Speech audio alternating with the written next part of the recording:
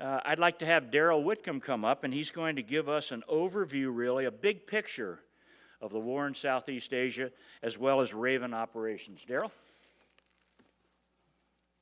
Thank you, Goldie. Loud and clear? Oh, yeah, okay. You are much better looking than Byron. Thank you. And I'll tell him that. Thanks, folks. It's great to be here with you all. It's been a tremendous episode so far. The last night was just great, the new exhibits. I mean, what can you say? It's awesome to see all that history that's there and know that you're part of that. We are all a part of that. I am not a rescue guy. In Southeast Asia, I was a forward air controller. I did not fly A-1s. I did not fly the helicopters. I've never held a hover. I've never done that stuff. However, having been a forward air controller in Southeast Asia, everybody was a rescue guy because especially in the year 1972, we were dumping airplanes left and right, and there was always search and rescue going on. And so one of the first things you learn when you get into your strike squadrons or your FAC squadrons or your gunship squadrons is how to do search and rescue, the basics of how to do this. And so I'm going to hearken you back to those days and show you some of the history, some of the basics that we used and applied in these missions, and in later years have refined to the point. Let me give you a data point, how good we've gotten with all of this stuff. In Southeast Asia, when we left that war, we had 2,400 individuals missing unaccounted for. We're still looking for those folks, okay? The number is now down to about 1,570, I think, is the last data. But interestingly enough, after all of these years that we've spent in Desert Storm, Serbia, Afghanistan, Iraq, and all those other shitistans where we send our troops these days, we have 10 people within the Department of Defense, this is as of yesterday, 10 people who are missing unaccounted for. One is a civilian, 9 are contract individuals, okay? Not one single nada military person from all those wars is missing unaccounted for. It's because of all we learned from Southeast Asia and the rules and the changes that we've applied all the way from presidential guidance all the way down to SEER tactics. But we did the heavy lifting to make it to where we are today. So the young men and women who are doing this mission today are standing on your shoulders. The things that you did over there, the missions that you accomplished, and debriefs like this. And so what I want to do, I want to give you some background terms because the words can be important here. We're going to look at the mission elements of a search and rescue mission. Sea Rescue Forces will highlight what was going on in 1972 as a backdrop to the missions you're going to debrief today.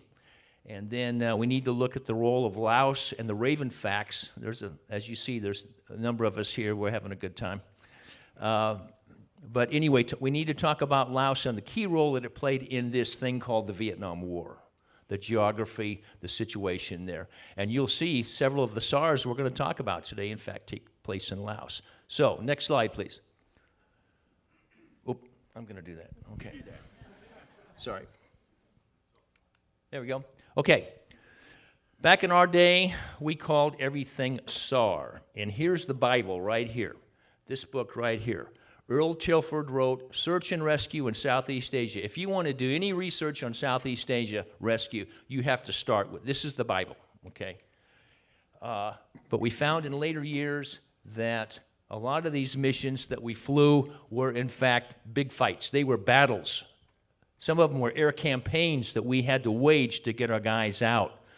So we realized that since a lot of them involve combat, there really is something called combat search and rescue, and that's the terminology that we've used now since about the late 1980s to differentiate between rescuing some guy off of a boat floundering in the sea and a guy who's shot down behind enemy lines and you have to fight a battle, wage a battle to get him out. Combat search and rescue.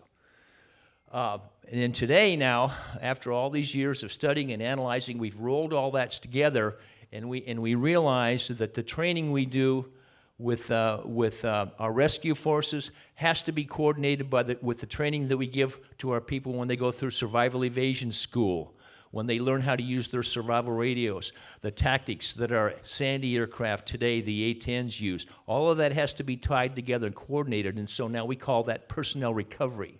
That's the larger overarching term.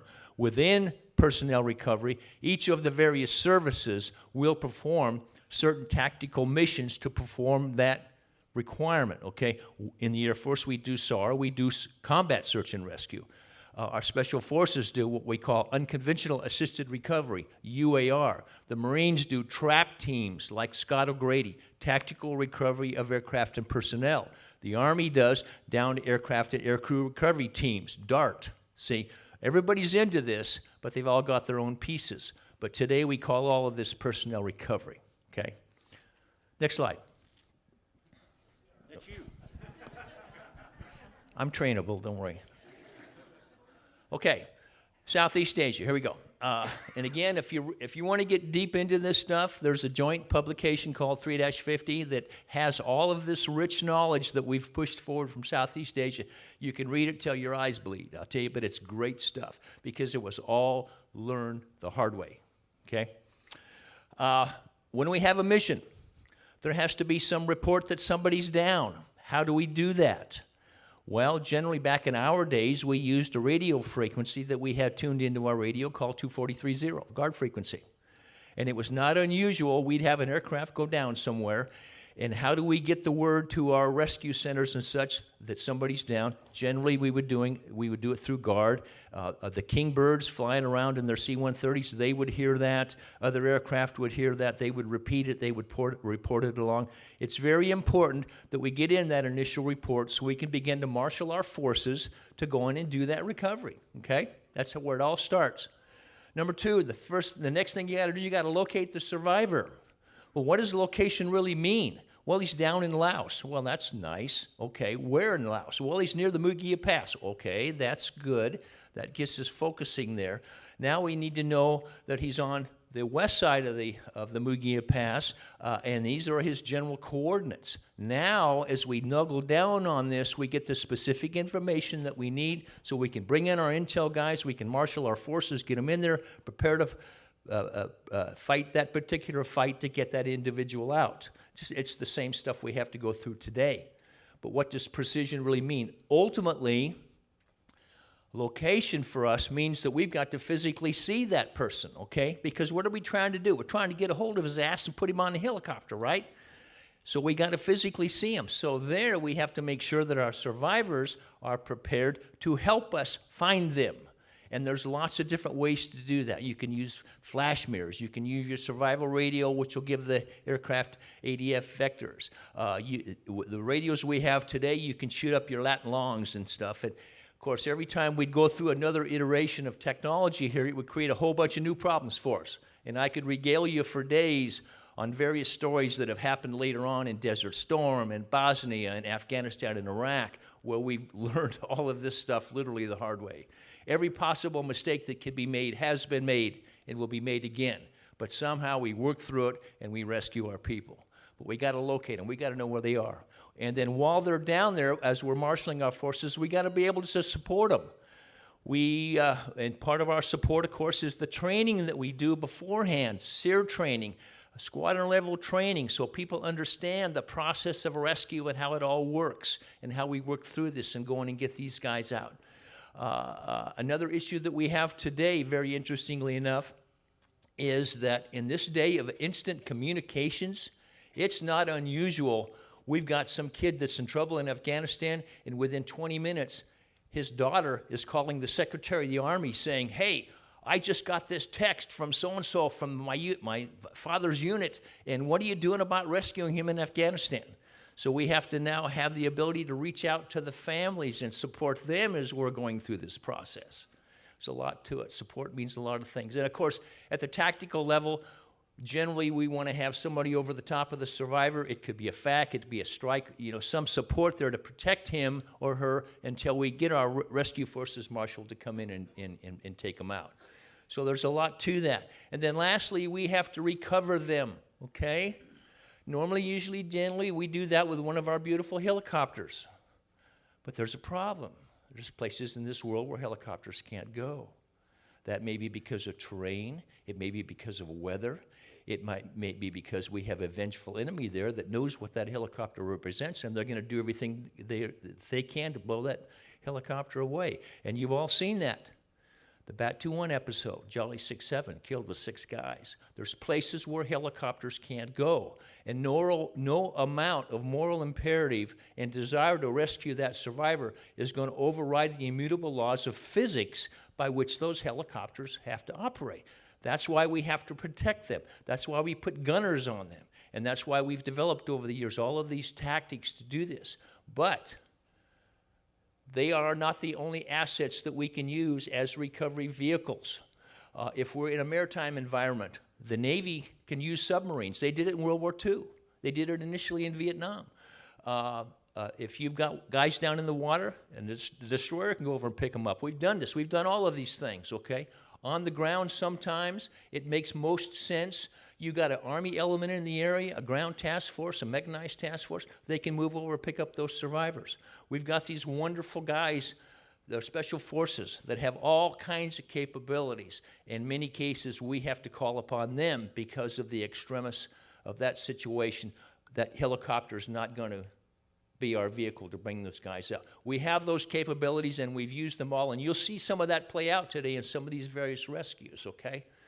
Another thing that we can do, our enemy knows we're going to do this. They know generally how we're going to do this.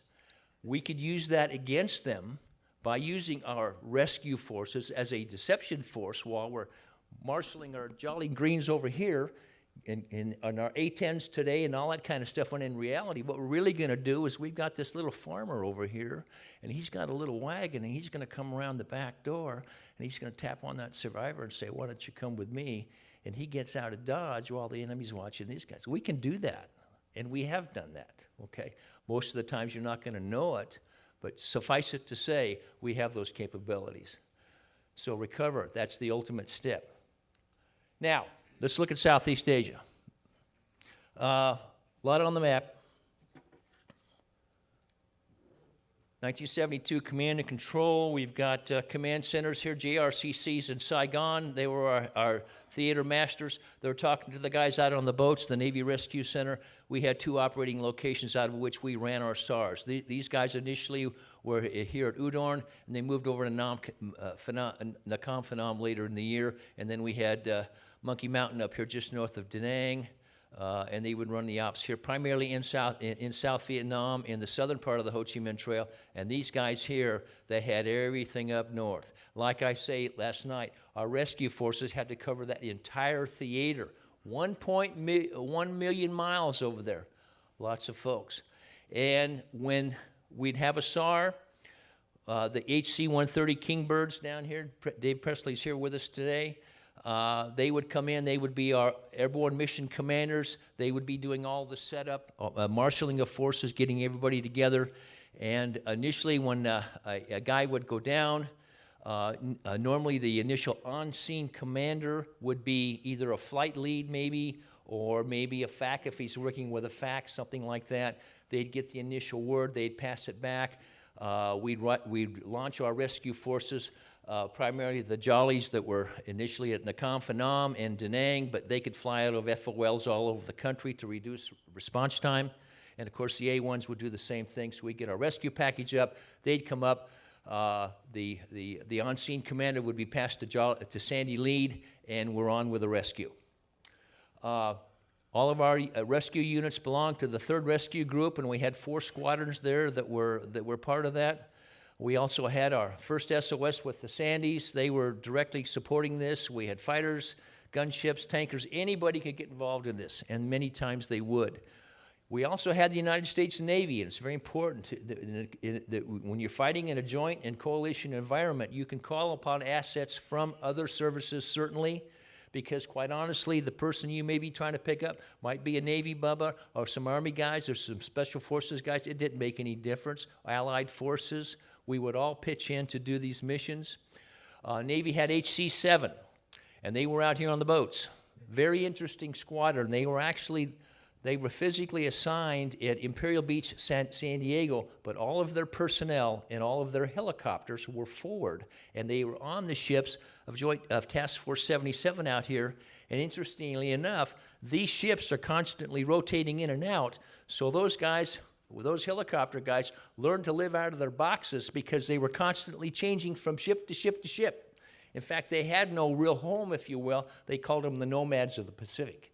And if you want to read some interesting stories, look at Navy rescue during this war. And they wouldn't hesitate to come in and get our guys, nor would we hesitate to go get their guys.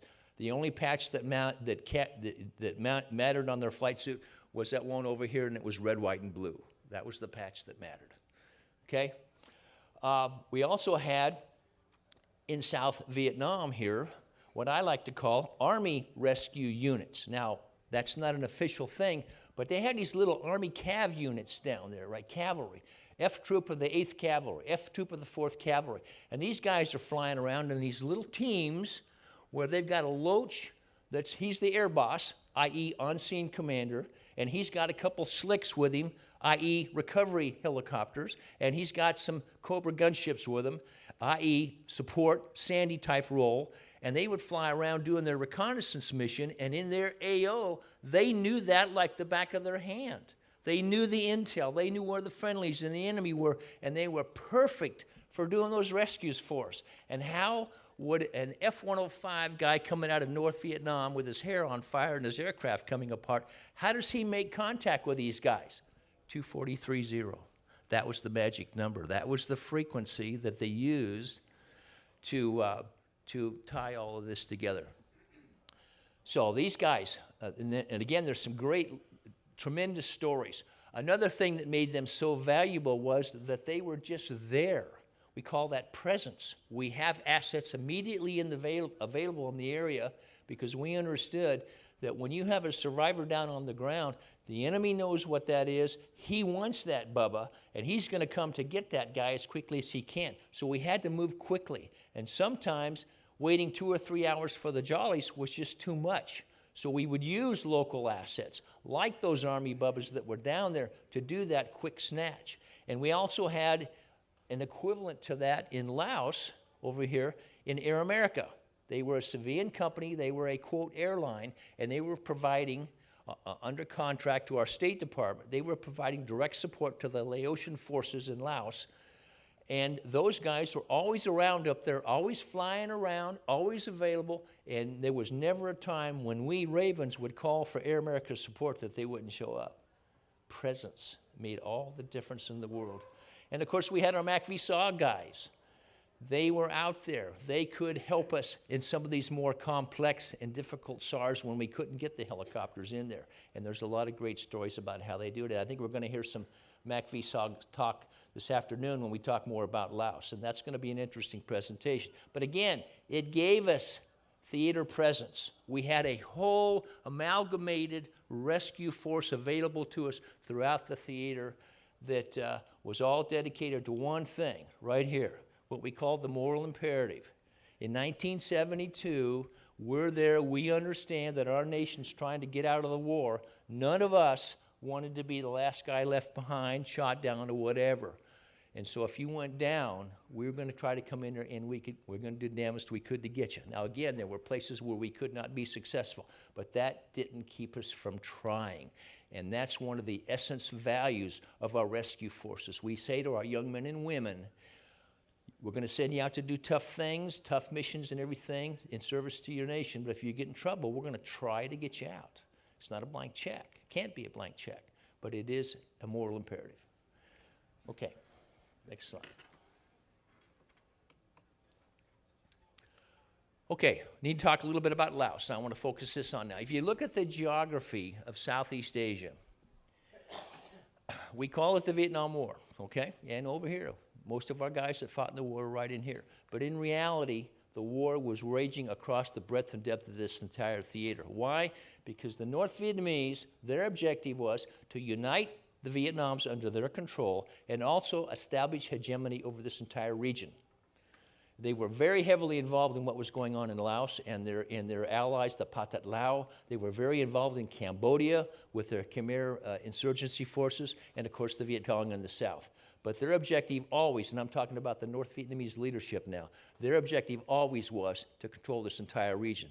Thailand was going to be a tougher problem for, though, because there's big ethnic differences between the Thais and the Laotians and the Vietnamese. But that was always their objective. So it was always a theater war, always was. But they tricked us, with our help, I think, into focusing on the fact that it was an insurgency in South Vietnam. No, it was so much more than that. We Ravens, we were there, we were fighting basically two wars. In the north, we were fighting off the North Vietnamese invasion into northern Laos up here, where they were going for Luang Prabang, which is right there, the royal capital, and Vientiane, Thanh, which was the administrative capital. So a lot of our battles took place right there, a place called the Plain of Jars, okay? In the south, everything was about this Ho Chi Minh Trail, and we're going to talk more about that in a few minutes. But we fought a whole big war over the Ho Chi Minh Trail, and our primary weapon there was air power. And I don't think air power is the right weapon. As good as we did, we dropped 2 million tons of bombs on Laos, and we were not able to successfully close the Ho Chi Minh Trail. And I argue that it is because we used the wrong weapon, and we're going to talk about that more in a few minutes. Okay. Okay, this is a very busy chart. I apologize, but I need to throw a lot of numbers and stuff at you here to basically show you how we got into this mess in Laos, okay? 1959, the North Vietnamese made their big decisions on what was going to happen in this war. As you can see there, they wanted to go into Laos. They had to use it. President Kennedy seized the threat, and he initially, based on guidance from President Eisenhower, thought that our efforts in Southeast Asia had to be in Laos. And at one point, he sent a huge task force, 116, Army Brigade, Marines, F-100 squadrons into Thailand in 1962, preparatory to going into Laos. But instead, our political leaders decided to solve the problem politically, and we did a treaty that declared that Laos would be neutral. Problem solved, right? We pulled our forces out. North Vietnamese did not. We realized that we needed to retain a small force of covert-type individuals, Project 404. And from 1962 to 75, we had a continuous war in the country of Laos. Pathet Lao with the North Vietnamese, Laotian government allied with us. Interestingly enough, in Laos, we did not have an overall air boss. The ambassador was in charge of all of that, and he held a very tight rein. He ran our war in Laos, and he could not have any openly military forces. So we had a covert force there, and part of that was the Ravens. There were other things going on too. And they built the Ho Chi Minh Trail into a strategic supply network, which gave them the ability to move throughout the entire theater of operations there. But remember, it's okay, Laos is neutral, right? Project 404 initially, we sent in what we call the butterfly facts. So these were Air Force combat controllers. This guy on the left there with the funny hat, his name's Charlie Jones. He was one of the very first. These guys were all air commandos from Hurlburt, and they did great work. And therefore, they would fly with the Air America guys, and basically, we started bombing in Laos before we started bombing in North Vietnam in 1964, I believe, and they would direct those airstrikes. They were the key link. That's what facts do. They are the key link between air power and ground power. And that worked well for a couple of years, and then we had this commander of 7th Air Force called General Mohlmeyer, and he discovered that enlisted guys were controlling his fighter aircraft, and he could not have that. That was blasphemy. So he decreed that we would have Air Force officers in there as air controllers, and they would be called Raven Facts. And this is Terry Pfaff, one of our better-looking guys there. He needs a haircut, but that's part of the deal. But now, this is a very interesting photograph because you can see, first of all, he's flying in civilian clothes. Secondly, he's flying in an aircraft with Laotian markings on him. That was part of our covert cover that we were up there. He was supposed to be some kind of a fire ranger or something looking for forest fires. Yeah. But that's Terry, and that was the little airplane that we flew. Not a lot to it. When I went to the program, I had to downgrade from the OV-10 into this thing. You'd see 90 knots on a good day. They'd tell you, hey, Fack, hurry over there and talk to this guy. No, you don't hurry in an 01. You just don't do that. And interestingly enough, from a forward air control perspective, it's a very interesting airplane to use because you fly around with the windows open. You know? And not only do you see what's going on down below, but you can hear it, you can feel it, and sometimes you could even smell it. And I hate to say this, but there was more than once when I came home with blood on my wings because we were down that low.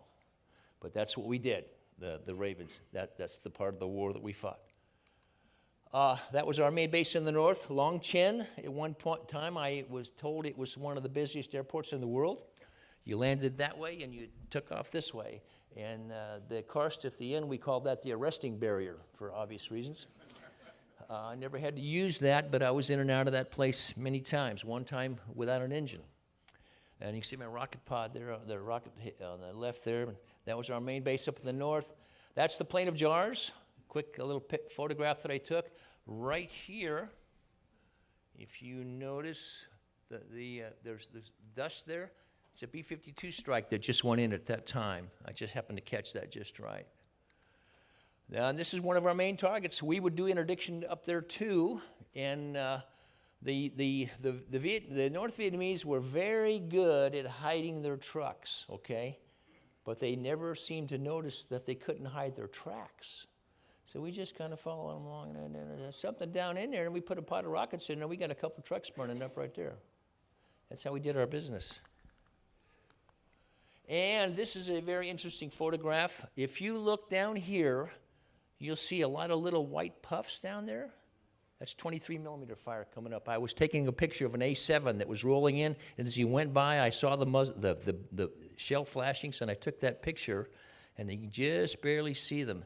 That's what the 23 millimeter would look like. It was a higher rate of fire weapon, 23 millimeter round, air explosive, extremely dangerous to slow-moving aircraft.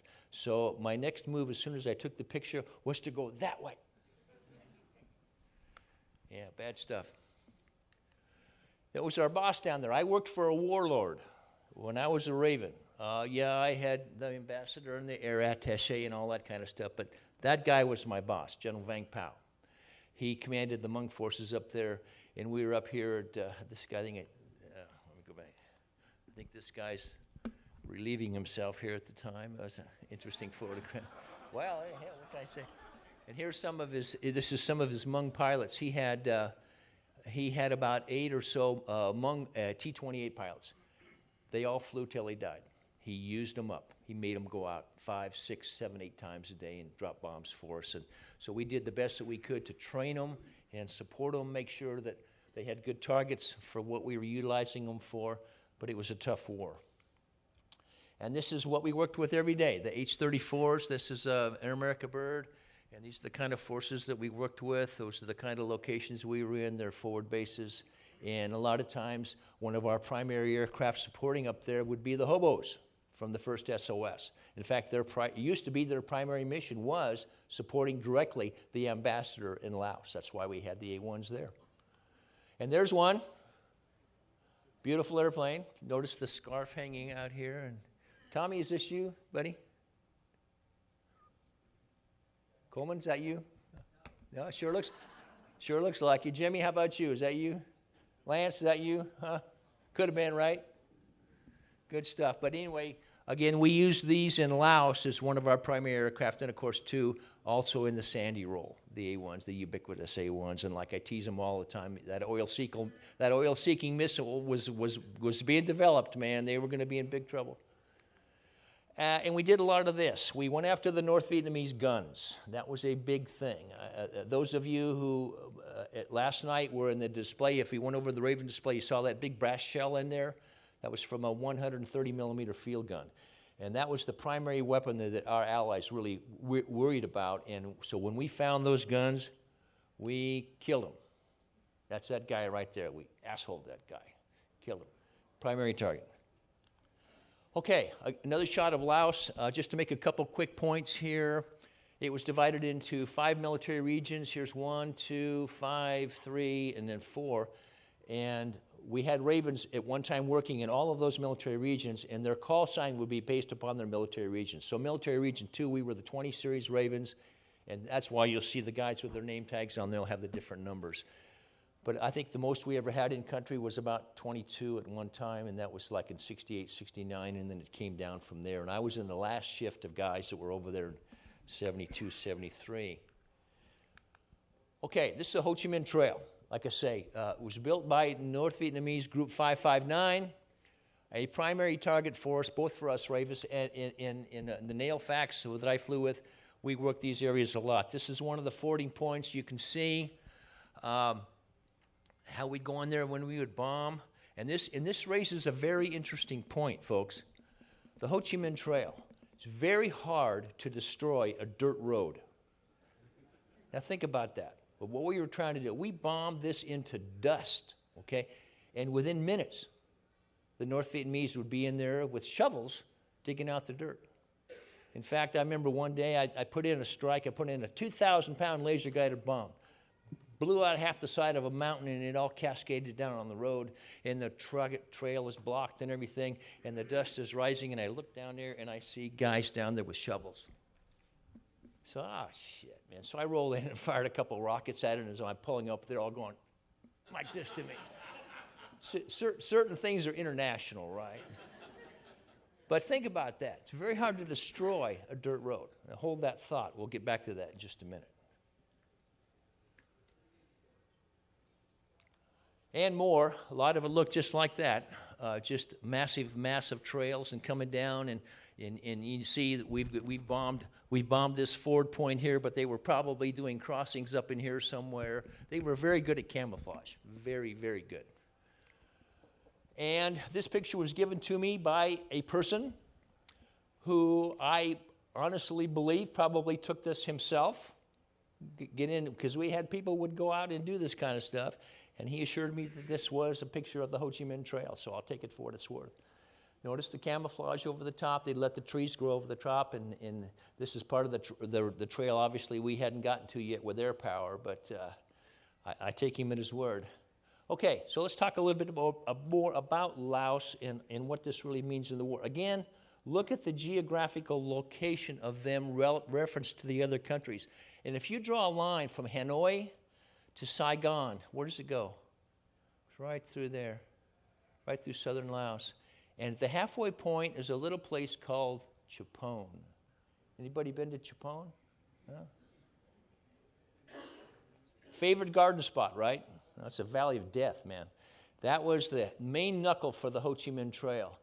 And interestingly enough, our commanders in the theater during that time period, they understood the importance of this region. They understood what the North Vietnamese were doing here, and they were constantly petitioning Washington saying, we need to go into Laos. We've got to go into Laos. It's the key terrain of the theater. We've got to control that area. And our politicians were saying, no, we would be widening the war. No, that's where the enemy was, okay? But they had sold us on this idea that the war is all about killing guerrillas in South Vietnam. No, it was a theater war. It was a Southeast Asia war. And Chapone was right in the middle of it. Now, I mentioned that it's very hard to destroy a dirt road, okay? But we had over there the perfect instrument to do that. They're called infantry battalions. They're called armor battalions. They're called engineering task forces and all that kind of stuff that they can do. And we had them over here in spades. In fact, General Westmoreland in January of 1968 was prepared to go to Washington and say, Mr. President, I would like to have 200,000 more troops under an operation called Operation El Paso. You can look it up. I would like to send that force into Laos. We're going to cut the trail, and we're going to build a wall right there, and we're going to separate North Vietnam from South Vietnam like we did the Koreas, and we're going to stop this war. And interestingly enough, the North Vietnamese, that's what they expected. That's what they thought we were going to do. And they knew that if we cut the Ho Chi Minh Trail, the war was over because we'd blocked them here. We'd blocked them in Cambodia. They weren't going to come down with air power. And the only way for them to get their stuff south was down that trail. But we did it. Our politicians would not let it do us. The trail stayed open. We tried to cut it with air power. Air power failed. And I hate to say that, I'm an airman. But if you look at this analytically, it was not the right instrument. Now, we knew how to do interdiction. We had done it in Italy. We had done it in Korea, but the key to it all was you have to tie your air operations together with your ground operations. And there's no evidence anywhere that our leaders ever successfully did that in Southeast Asia. We had that disconnect. We had this arrogance that we're going to win because we're just so badass, we got so much stuff, we'll drop enough bombs and we'll prevail. And it didn't happen. And the Ho Chi Minh Trail is how the North Vietnamese, in their histories, claimed that they won the war. That's why this was so important. This is why we're out here fighting. This is why Nail 3-1 got shot down on the Ho Chi Minh Trail down near at the Catcher's Mitt, and you're going to hear about that in a few minutes. Key part of the war, and we lost this battle. So when people say we never lost a battle in the war, I say, well, I don't think so. I think we lost this one. Okay. I might also add, too, and later on we're going to hear about this, but we had the Ravens in there, we had great air efforts in there, and we also had our Army MACV-SAW guys in there, and they were doing great stuff for us. They were calling targets to us. Many of our forward air controllers worked directly with those guys to do those missions, and I mean, there's just tremendous stories, and I think that presentation this afternoon is going to be very interesting to hear their side of the story. But to the North Vietnamese, it was their key to victory in 1974 and 75 when we were long gone. And I'll let you read this. I think this says it all. This is from a North Vietnamese history.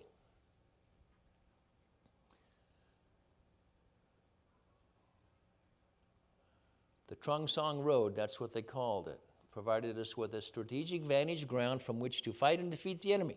The Trung Song Road joins North and South and unites the country. And that was their objective. Interesting, isn't it? Yeah. And we're worrying about proper pronouns today. Okay.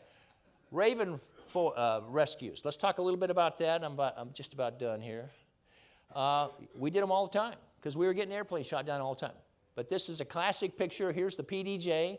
We've got a hobo down over here. He needs to be rescued. Tommy, is that you? Tommy? Yeah, that's not you, right? Jimmy, is that you? Remember that one? Okay. Anyway, so again, presence. We have assets in the area. We were talking to Air America all the time. They were talking to us. We had all the comms with them. We were using Fox mics and all those radios, everything. So a guy goes down. Obviously, we're out here on the plain of jars. We've got the Laotian T-28s up here giving us support. There's our trusty Raven up there with the windows open doing his thing, coordinating all this, probably the on-scene commander initially. He's shooting at the bad guys who are right over there. Dumber and dirt to be out in the open like that, but that's what you get. And in comes the Air America Bubba and picks up this guy, and, you know, you don't ever turn down a ride, do you? No, you don't want to do that. No, I'm waiting for the Jolly Greens. I'm sorry. Why don't you get out of here? Ain't going to happen, right? And so anyway, this is how we did it. And again, the key factor when you look at this historically was this idea of presence. Just having the assets available. They don't have to be fine-tuned. They just need to be quickly available. And this is something we applied later on in Iraq and Afghanistan. Saved a lot of soldiers, sailors, and airmen, Marines this way. So, you see where we are. Okay, here's your trusty Ravens up there. This is the last shift there in Military Region 2, the last day. There's my ID card when I went through Udorn and processed to go into the Ravens. I gave up all of my military stuff. And I got one of these. That was my embassy card. And H. Omby, now gone, unfortunately. There's Terry Pfaff again. He's some kind of rock star or something. And there's Craig Dunn and myself and Chuck Hines, and unfortunately he's gone. I love these. These are my brothers. Great guys. And we spent that time together until the 27th of February, 73, when our politicians shut us down in that war. You know, we do what our politicians tell us to do. That's the foundational of American military. But I really think we made some wrong calls in Laos and everything. So I think that's my last slide. Daniel, can I ask a question? Yes, sir. We have a question. Yeah, a question. Up to HH-43, you haven't mentioned HH-43. Yeah. I was stationed in Udon, Thailand. Mm-hmm. 73. Well, you're doing local base rescue, right? Yeah, sure. Yeah, we kept the HH-43s. With those were initially our recovery aircraft. And Dale. Yes, that's true. And I think that you can talk about that today, Dale? Yeah, Dale Stovall is going to talk about. No, we haven't forgotten you guys. Absolutely.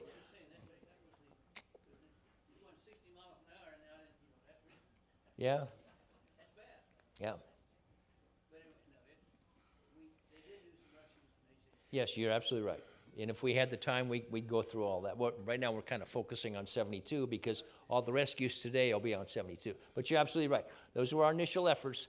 HH-43s got in there early in the war, and Dale touched on this last night. He's going to talk about it some more today. Okay, good.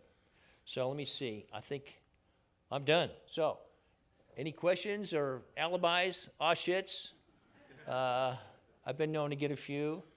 So this is all as a precursor to what you're going to see now in the various rescues that we're going to discuss. You can see, you got to lay down now the theater and the mechanics that go through, the processes that we have to go through to see. And like I say now, what's really good is the men and women of rescue today have really gone to school on this stuff, and they've learned all these great lessons from Southeast Asia. All the hard work that we did, the blood we spilled, has all been utilized by our young men and women today. And like I say, right now, the scoreboard is 0.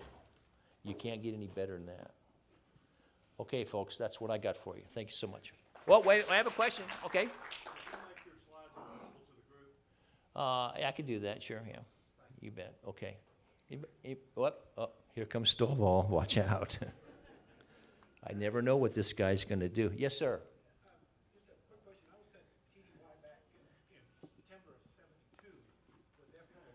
Mm-hmm.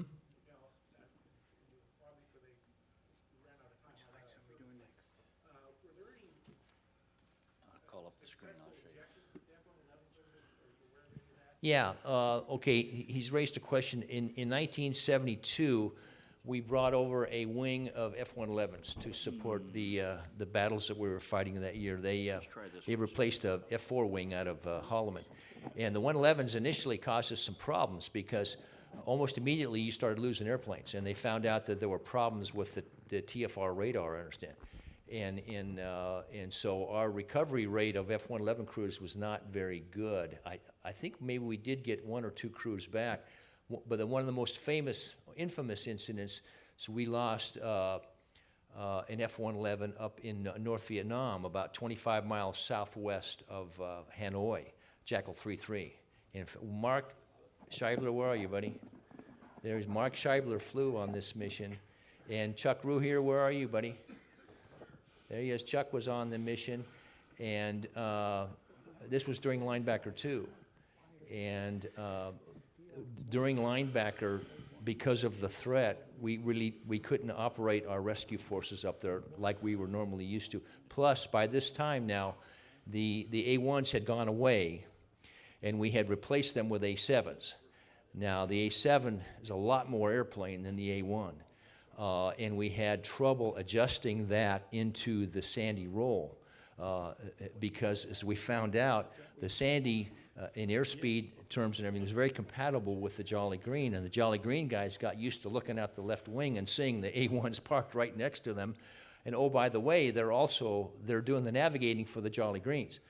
And when the A-7s came along, now, instead of doing 180, they're doing 480, and they're doing loops up above, and they would constantly lose visual contact. And so the Jolly guys are going, they felt literally naked. And so we had to make some serious adjustments there because they had different navigational aids and everything. And so we had an F-111 that went down southwest of Hanoi, Jackal 3-3. Sponnyberger and Bill Wilson were on the crew. And they jettisoned out, they got that capsule that you go out in, and the capsule got on the ground, and the guys got out, and they decided that they would split. They thought that their odds of getting together, getting rescued would be better if they were individually. So they split, and then a couple days later, Sponnyberger got rolled up by the bad guys, and Wilson could actually hear them capturing the other guy. But Wilson's still out there, and he's talking to us on the radio and everything. So we got pretty good comms with him. But again, he's up within the threat ring around Hanoi. And finally, we dispatched a rescue mission up there to get these guys.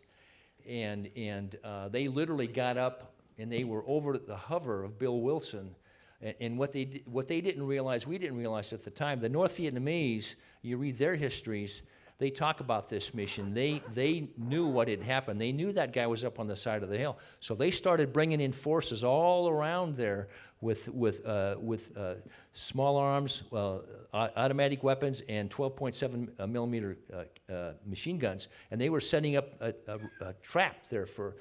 And then so when the Jolly Green came in to do the pickup, and Chuck Ruhier was the flight engineer on this, they came into a hover over Bill Wilson, and he's on kind of the side of a hill, and it had been raining, and it was real slippery and everything.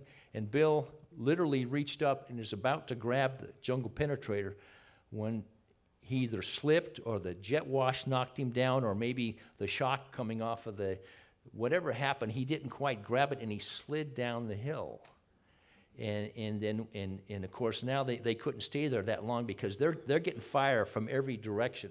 The A-7s are not able to protect them very well, and the bad guys are just riddling this airplane with bullets. The co-pilot's wounded; he's bleeding like a stuck pig, and so the aircraft commander, Rick Shapiro, he decides that he's got to pull out. So he pulls out of there, and he's coming out of the area. And Tom Green, I think, was on this mission too, weren't you, Tom? Yeah. And they're coming out, and now he's way low on gas because they'd had to jettison gas to get down to hover weight.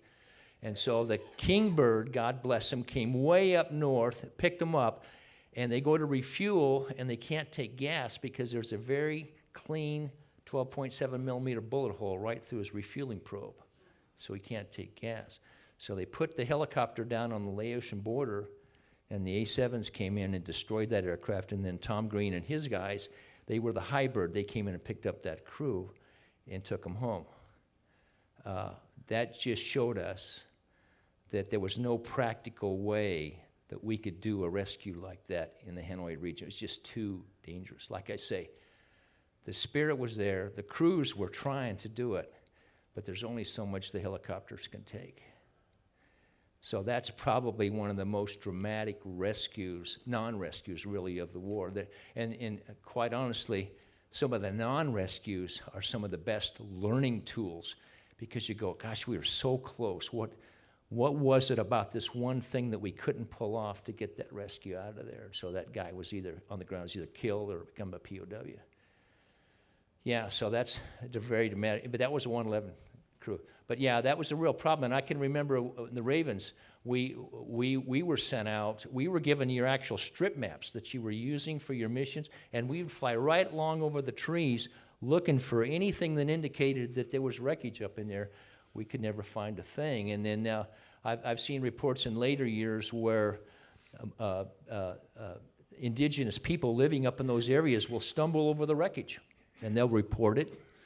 And under a program we call Stony Beach, we would then send people in there to interview these folks and try to recover the wreckage and analyze the wreckage and everything. But that's the best we can do. I mean, you know, in many cases, I hate to say this, but you know, our brother airmen, when they were shot down. Am